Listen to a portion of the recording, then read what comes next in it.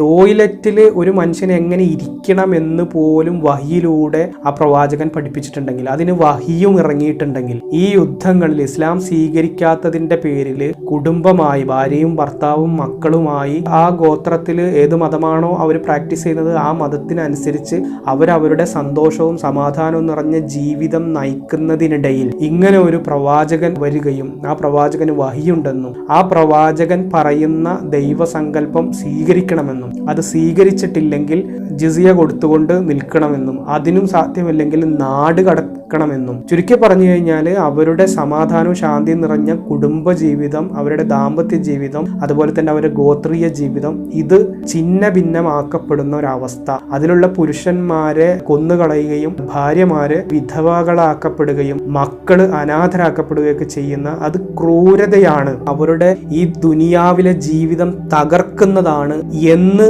ആ പ്രവാചകന് ഒരു വഹി അവതരിക്കുകയും ആ വഹിയുടെ അടിസ്ഥാനത്തിൽ ആ കൊടിയ അക്രമം നിർത്തുകയും എന്നിട്ട് മനുഷ്യത്വത്തിൽ അധിഷ്ഠിതമായ രൂപത്തിൽ ജീവിക്കുകയും ചെയ്യുക എന്ന് പറയുന്നത് എന്തുകൊണ്ട് ഈ പ്രവാചകനിൽ ഉണ്ടായില്ല?